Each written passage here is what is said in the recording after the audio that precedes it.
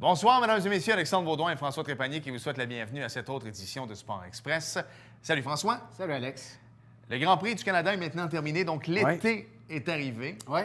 C'est vrai que le Grand Prix a amené la chaleur avec lui. Ben moi, Alex, quand l'été est arrivé, absolument, c'est lorsque le lancement de la campagne estivale de tourisme Montérégie Entre autres. a été mis en branle et ça a été fait la semaine dernière également. Donc oui, l'été est officiellement lancé. T'es allé enregistrer tes quelques capsules au 98. Non, ça va être fait la semaine prochaine. Par contre, je serai à Éric Latour cette semaine pour parler également des escapades estivales. C'est moi ou t'es toujours rendu là? Ça m'arrive à l'occasion. À l'occasion? Ouais. Ben ouais, t'es comme un chouchou, hein?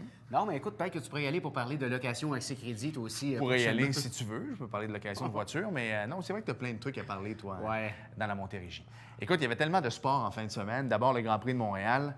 Ouais. Est-ce que tu as vu la différence entre la nouvelle gang qui a acheté ça et l'ancienne avec Bernie Ecclestone? Tu as vu à quel point les pilotes avaient l'air... ils ont tout le monde a l'air d'avoir du fun. Exact. Ouais. Écoute, Alonso, là, sa voiture a lâché dans les S de Senna. Lui, il est parti dans la foule. Il avait l'air content. Ce serait jamais arrivé, ça, avec Bernie Ecclestone. Mais en tout cas, quoi qu'il en soit, ça a été une belle fin de semaine.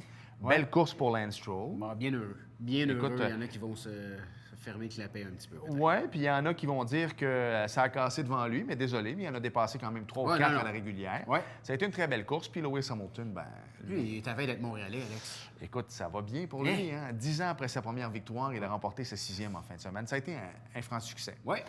Écoute, quoi d'autre? La Coupe Stanley, finalement, ça a été remporté. On va pouvoir passer à d'autres choses pour commencer cette année. Je pense que Marc-André Fleury aussi va pouvoir passer à autre chose. Oui, lui, il va s'en aller. Je ne sais pas où est-ce qu'il va aller, mais c'était beau quand même. Je pense que, tu sais, l'année passée, on dit Vegas, il y a des bonnes chances. Écoute, l'année passée, il n'a pas... Écoute, il n'a pas gardé les buts des séries. Là, c'est en grande partie grâce à lui. Il a amené l'équipe là-bas. Oui, définitivement. Fait que je pense que sa bague de cette année va avoir une saveur, différente, c'est sûr. François, parle-nous de l'émission cette semaine. C'est un 100% Mike the Destroyer. Écoute, Michel Roy, figure extrêmement populaire ici dans le Haut-Richelieu et maintenant plus au Québec avec l'émission Bras de fer qui est diffusée sur Z-Télé. Mike the Destroyer va être en studio avec nous pour 2 entrevues de 10 minutes. On va parler de son parcours, comment ça a commencé, perdu près de 200 livres, notre ami Michel. Hein? Exact. Parler un peu aussi de sa perte de poids. Puis on va peut-être avoir une petite démonstration également à la fin. C'est assez... c'est impressionnant. C'est quelque chose. Ouais. Je vais t'avouer bien hâte. Je serais pas capable de faire. Ah, ben tu sais, j'aurais beau dire le 3/4 de ce qu'il fait, mais je serais pas capable de faire 99,99999 des affaires. Tu as tout à fait raison. On s'arrête. Non, on a encore le temps. Non, mais on s'arrête parce qu'au retour... C'est drôle de ne pas avoir Claude. Hein? Non, mais c'est ça, exactement. Mais c'est pas grave. J'aime ça, c'est différent. C'est comme l'enfant. On est moins pogné. On est moins, tu sais... c'est plus le fun, tu sais. On pourrait... Une chance que Claude n'écoute pas le show. Bien, il va l'écouter. On s'arrête et au retour, les 20 minutes qu'on a passées avec Mike the Destroyer.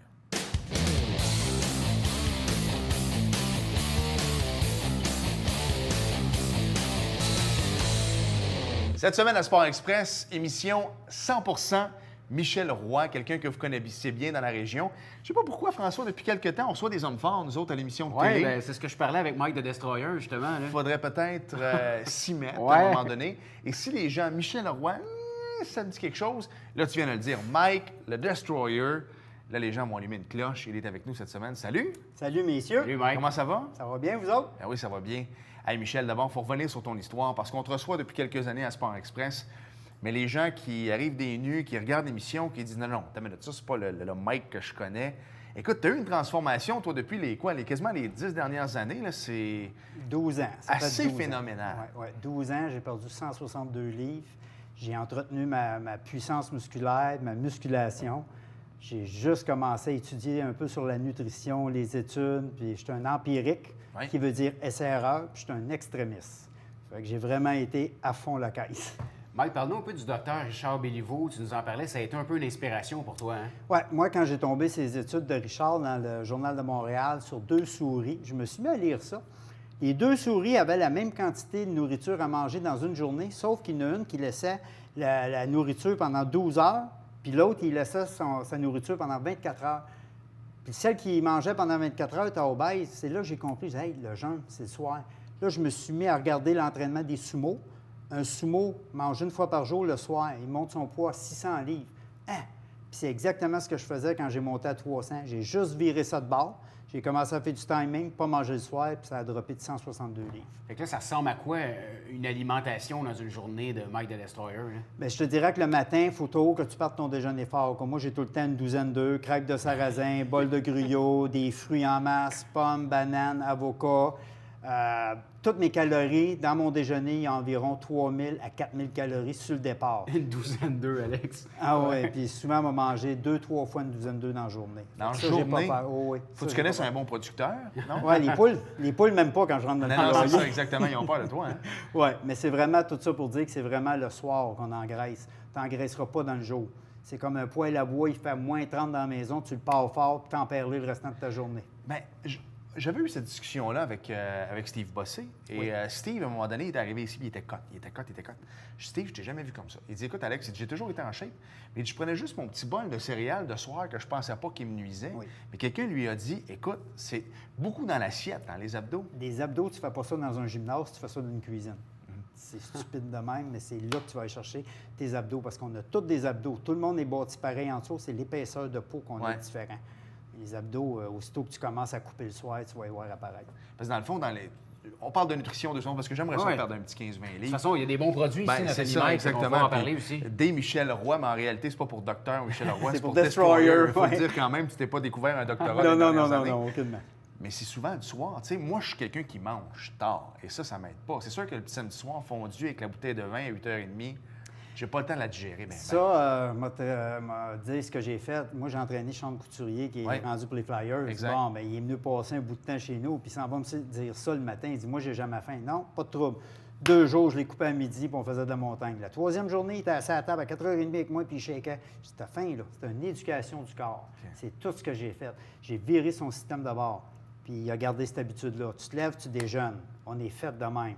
En partant, tu prends ton verre d'eau, tu accélères ton système, puis tu as 30 minutes pour commencer à manger pour que le système soit actif toute ta journée. Puis c'est là que tu vas chercher ta satiété. Si tu n'as pas été chercher ta satiété sur le départ, le soir à 7 h, tu rouvres les armoires. J'ai une question, mais je vais terminer là-dessus rapidement. Parce qu'on me le dit tout le temps, Alex, je mange pas gros. Pour vrai, là, j'essaie de bien manger, mais je déjeune pas.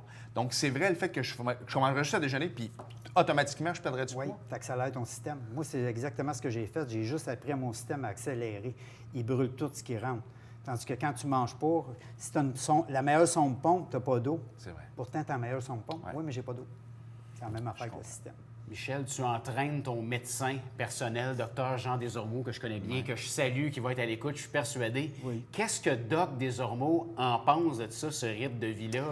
Disons que Jean, quand on s'est connus, ça fait quand même 20 ans que j'entraîne son épouse, j'ai entraîné ses enfants. Souvent, il n'était pas d'accord avec ma théorie. Il a appris à me connaître, j'ai appris à le connaître, on a fait des belles échanges. Lui, il m'emmène le côté pour comprendre le médical, parce que, comme je te dis, moi, je suis un empirique, essai-erreur. Mon corps, c'est mon laboratoire. Puis là, bien, moi, je suis un gars que si tu ne me crées pas, moi, te le prouver. Comme un moment donné, il est rendu à 150 livres, il dit, tu ne pourras plus redescendre. J'ai dit, oui, je peux descendre. Puis c'est là que j'ai baissé jusqu'à 129 pour le prouver. Mais là, rendu à ce poids-là, c'était plus santé, mes ongles poussaient plus, mes cheveux tombaient. Exact. Mais là, il dit, OK, tu me l'as prouvé. Puis là, j'ai recommencé à manger. Mais j'étais un gars de même. Comme une année, il m'ostinait pour des patates.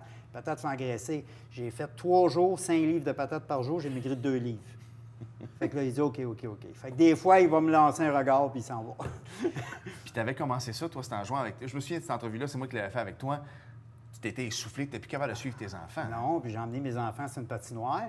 Puis là, le petit Steve, il pleurait un peu. Je l'ai sorti de l'aréna. J'ai dit non, il n'aime pas ça. Sa mère, elle dit pourquoi tu le sors? Là, je dis il n'aime pas ça, il a peur. Dans le fond, c'est moi qui avais peur. J'avais peur de tomber, mal tomber. Ouais. Quand tu es paysan, ça résonne longtemps. Hein? Ça résonne jusqu'en haut de la calotte, ça là.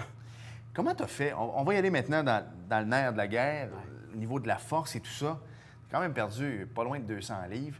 Tu es toujours aussi fort. Moi, ça ne me rentre pas dans la tête. C'est comme le golf, c'est la technique. Comment ça? Moi, je te dirais que c'est parce que j'ai continué à m'entraîner. Puis là, souvent, on m'a fait dire t'as-tu gardé ta force? Je te donne un exemple. C'est le docteur Jean qui m'a dit ça.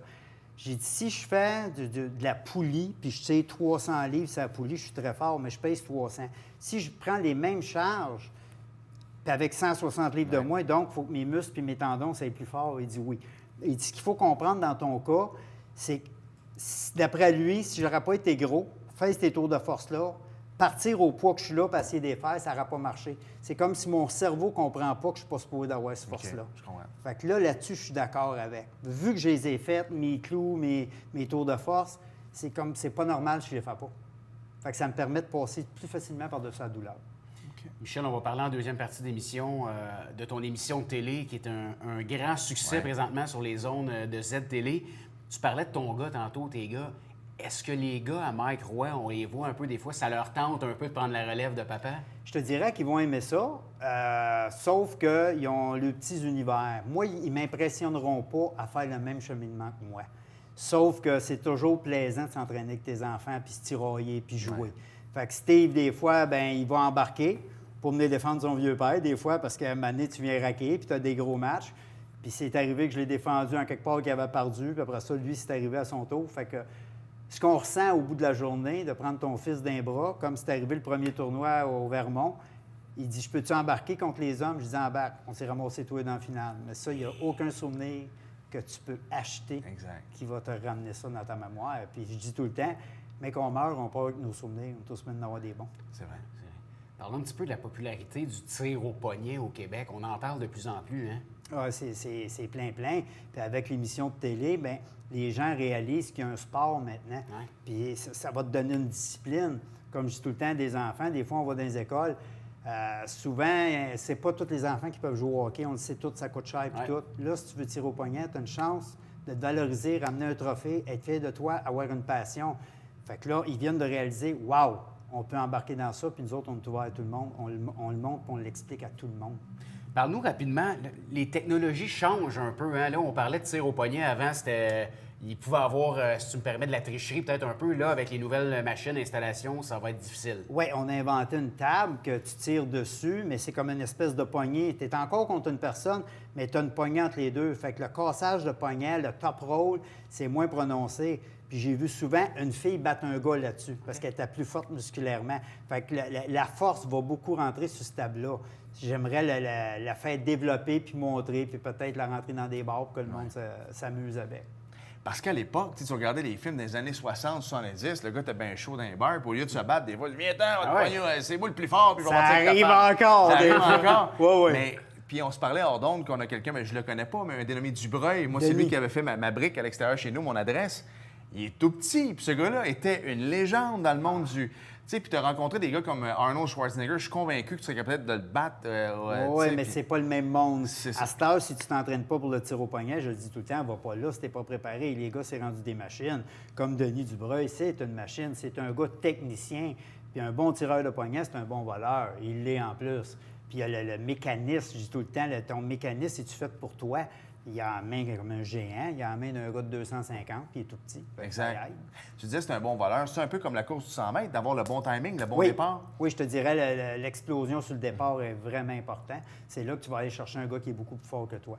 OK. Donc, par surprise, en fait. Oui, voilà. On a dit, puis au retour, parce qu'on arrive à la pause, puis au retour, tu vas nous faire un autre clou. Écoute, je ne sais pas à combien tu es rendu, mais... Ça va être mon 22 10e clou. Ça fait 42 ans, 3 mois et 3 semaines que je plie 10 clous par semaine pour m'entretenir. Il va faire ça dans son patelin, en plus. Écoute, ça n'a pas de bon sens. On a parlé d'Arnold. Tu l'as rencontré à 4 reprises. Moi, c'est un idole. C'est quelqu'un que j'ai vu, écoute, au cinéma quand j'étais tout jeune, puis un flic à la maternelle, puis écoute, Name It, puis les Terminator, puis... Quel genre de bonhomme c'est? C'est un monsieur qui est bien sympathique, qui aime beaucoup rire, fait des blagues. What you doing there, my friend? Fait que, on a eu un bon contact. Pendant 4 ans, j'ai fait des spectacles pour lui. Puis si je voudrais, je pourrais remonter, puis il me laisserait la scène pour performer des tours de force encore. Ça a l'air de quelqu'un, tu le dis, c'était un bon vivant. Puis il faut, tu sais, à la limite, c'était... À l'époque, il y avait pas mal une compétition entre lui et Sylvester Stallone. Là, je pense que les deux étaient... tu sais, il y en a un qui était Terminator, l'autre Rambo et tout ça, puis on sortait des films. Mais d'avoir fait des films, justement, comme Un flic à la maternelle, puis quelques comédies, il fallait savoir rire de soi-même, parce que là, il enlevait complètement le mythe du gros gars viril. Et puis, Oui, puis quand aussi, il ne faut pas oublier, les deux personnages vieillissent. Puis quand tu vieillis, bien, comme Paul Dion disait, tu es plus l'entonnoir se referme. Tu es plus porté à entretenir ton monde. On s'arrête? Oui. Au retour, C'est toi qui vas le casser, le clou, non? Non, c'est toi. Ah, non, je pense qu'on va on va parler du show de TV aussi. Du show de TV, parce que c'est pas mal populaire. Pour en savoir davantage, restez là.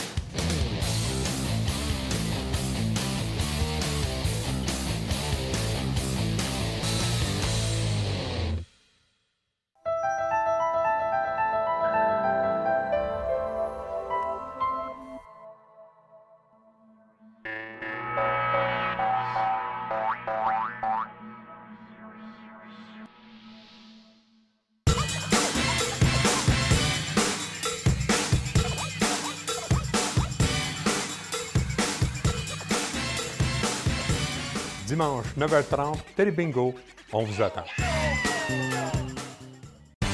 Sport Express suit à l'instant. Restez là.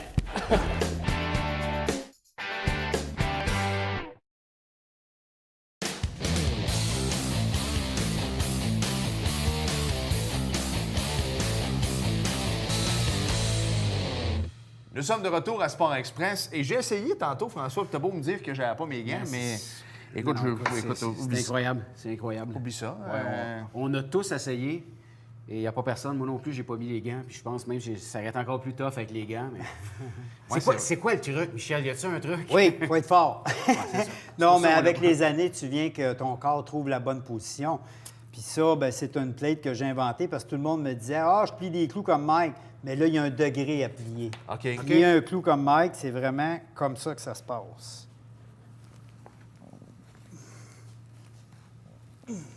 Vois-tu? OK. Comme ça. Là, j'ai pas tout à fait le 30 points, je suis trop loin. Fait que... Il y a même des Ça, points c'est avec plier ça. un clou comme Mike. C'est ton 30 points.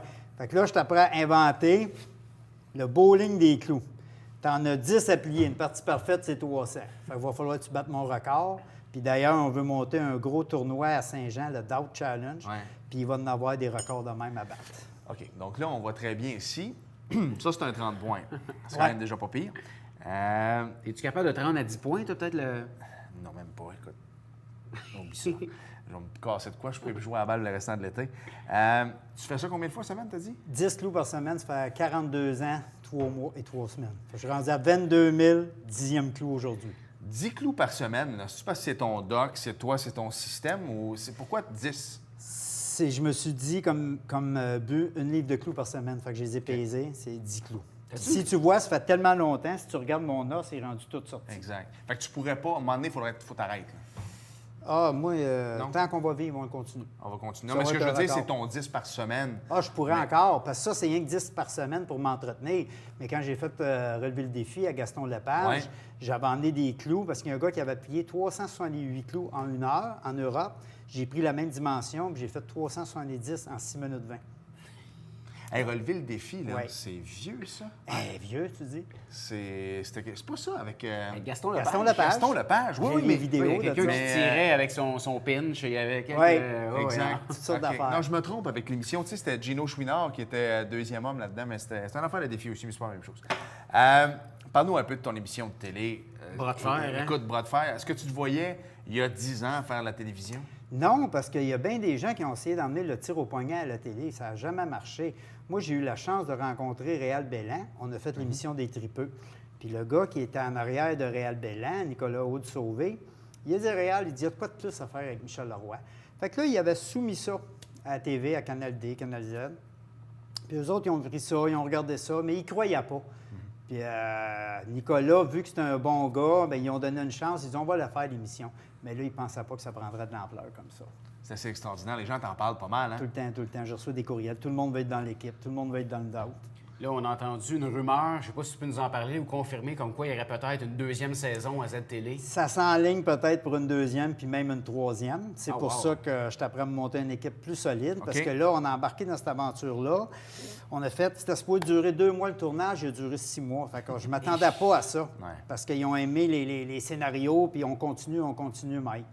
Fait que là, deuxième saison, on va savoir dans quoi on s'embarque, par Exact. exemple. Parle-nous un peu de cette brute-ci qui tu nous as dit Ça. qui pesait 420 livres, Ouais. qui est rendue dans ton équipe. Là. Ouais, Louis-Philippe Jean. Moi, j'étais un gars, quand j'ai monté ça, tu sais, des fois, tu vas avoir des coachs qui veulent montrer qu'ils sont le meilleur de l'équipe. Ouais. Mais moi, c'est pas ça mon but, c'est d'avoir la meilleure équipe. Pas montrer aux gars que je suis plus fort qu'eux autres, mais bien d'avoir une fraternité, que les gars se tiennent pour avoir la meilleure équipe. Fait que là, quand j'ai vu comment ça se brassait entre l'Ontario et tout, je dis, il faut que j'aille chercher du poids sur la table, parce qu'on s'est fait brasser dans le lot. Fait que là, Louis-Philippe, il a fait les hommes forts, il a eu un gros accident, il a quasiment perdu une jambe, quasiment mort. Là, j'ai dit, Louis, j'ai dit, un guerrier comme toi, tu peux pas arrêter ça, les hommes forts. Il dit, ça te prend un challenge, tu vas faire une dépression. Il a commencé à tirer avec nous autres, il a tombé en amour. Il dit, Mike, tu viens de me développer une autre passion. Fait que là, il s'en vient dans notre équipe. S'il m'écoute, je l'emmène comme le champion du monde incontesté. Parlons un petit peu, on en parlait tantôt, là, cette rivalité-là avec l'Ontario. Il y a vraiment une rivalité, hein? Oh, oui, ils ne veulent pas nous laisser passer. Puis, tu sais, nous autres, notre équipe est quand même jeune à comparer d'eux autres. Ça fait longtemps qu'ils ont David Laratte, qui est champion du monde. Puis, mais là, on commence à chauffer. Fait que là, je suis prêt à tout ressortir les vieux tireurs de la Boulamite.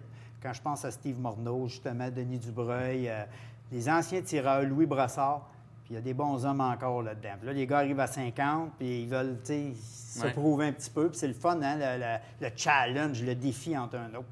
Parle-nous un petit peu de la popularité du tir au poignet, mais en dehors. On en parlait aux États-Unis, puis en Ontario, les gars, c'est des stars, là. Ah, mon Dieu, aux États-Unis, c'est populaire, ça lâche pas.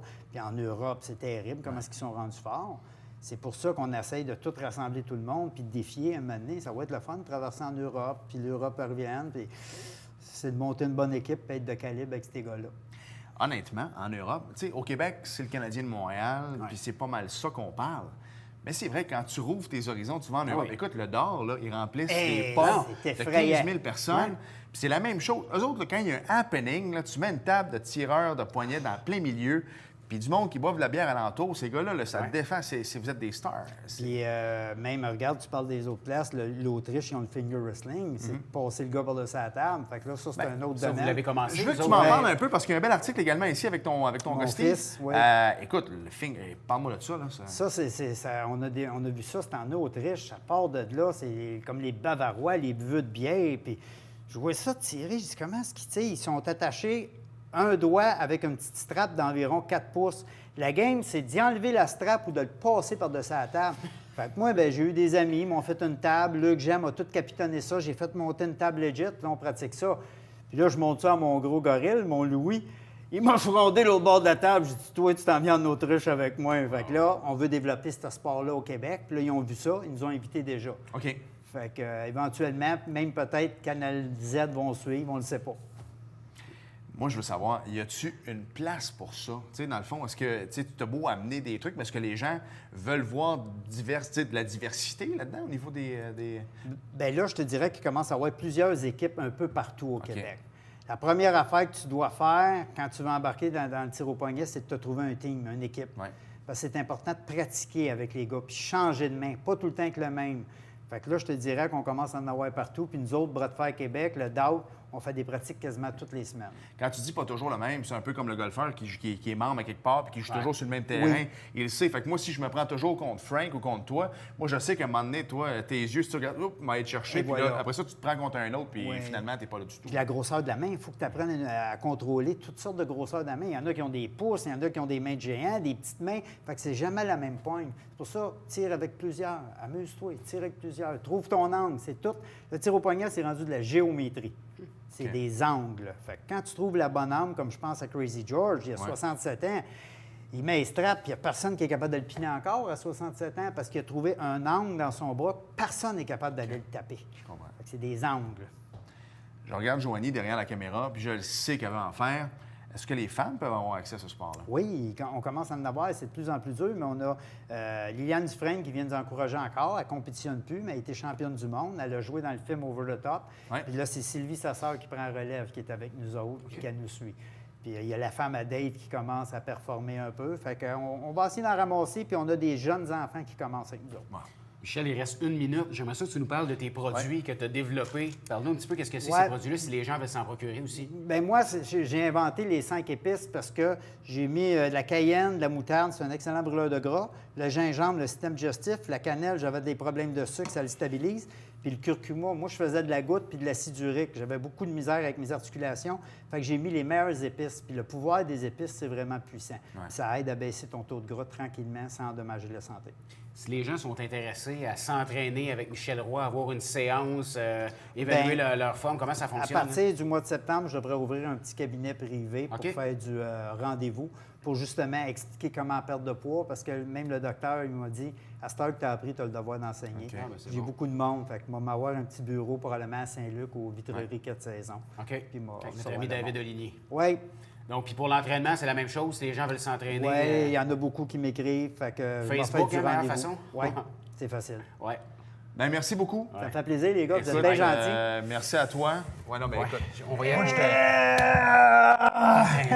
Et voilà. On s'en va à la pause comme ça. Encore une fois, le champion, de Sport Express pour la prochaine année, François. Oui. Désolé, c'est comme ça. Merci, Michel. Merci, Jacques.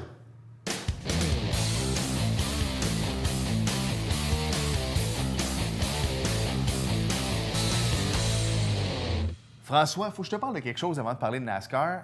Puis les deux pourraient se ramasser dans le champ, là, mais moi, j'ai une question pour toi. L'année passée, je suis arrivé pour cueillir des fraises. Oui. Et en toute honnêteté, là, chez Louis Hébert, il n'y avait plus rien. Tu te souviens, je t'avais appelé? Oui. C'est-tu comme le temps là? Là, il paraît que c'est le temps, Alex. OK, c'est ça. Les faut que j'y fraises, aille, hein. c'est commencé. Donc, Parfait. ceux qui ont besoin de fraises, on s'éloigne un petit peu des sports. Non, mais je t'en parle parce que l'année passée, je me suis pris de court. Oui, Tu sais, t'avais même resté surpris quand je t'avais appelé en voulant dire à Alex parce que t'étais en retard. Ben, c'est vrai que la cueillette peut être un sport, donc je vais te donner ce point-là. Et moi, là, me pencher de même, pour vrai, Voilà. avec mes genoux, puis Pas toute la facile, patente. hein? Eh boy, c'est du sport, pas à peu près. Mais oui, Puis courir après mes filles partout. Les fraises sont commencées. Eh bonne. Il y avait du NASCAR? Il y avait du NASCAR En en fin de parlant de semaine. fraises. Claude n'est pas là. Alors, on va Ouais. y aller tout de suite avec... écoute, ça a été une course extraordinaire. Ça a été une course endiablée du début à la fin. Ça a été, écoute, semble-t-il, une des courses les plus plates jamais disputées au niveau du NASCAR. J'ai écouté 0,0 secondes, donc je dis un peu n'importe quoi, mon cher. Par contre, tu as les résultats. Quoi qu'il en soit, Ryan Blaney a remporté la course du Pocono Raceway. Et Kevin Harvick a terminé deuxième, Eric Jones troisième, Kurt Busch quatrième, Brad Keselowski a terminé cinquième. Pour le reste, la prochaine course va avoir lieu à un moment donné, donc je vous invite à aller au www.nascar.com. C'est ce qui arrive quand Claude. Alors, les gens qui pensent que François et moi sommes des férus et des passionnés de NASCAR, vous voyez qu'en réalité, c'est stagé. Vous voyez l'utilité de Claude Exactement. également. On s'en fout complètement. Je sais même pas quand est la prochaine course, pour vrai. Là. C'est Ça sûr va que c'est dimanche. C'est sûr que c'est dimanche. Non, mais des fois, là, s'ils vendent trop, s'ils Mais mouillent, si c'est un sais-tu où? congé férié, si c'est à quelque part, mais ça va être aux États-Unis. Oui, ça, c'est sûr. Merci, François. Merci, Alex. Merci à vous d'avoir été là et on se reparle la semaine prochaine. Bye bye.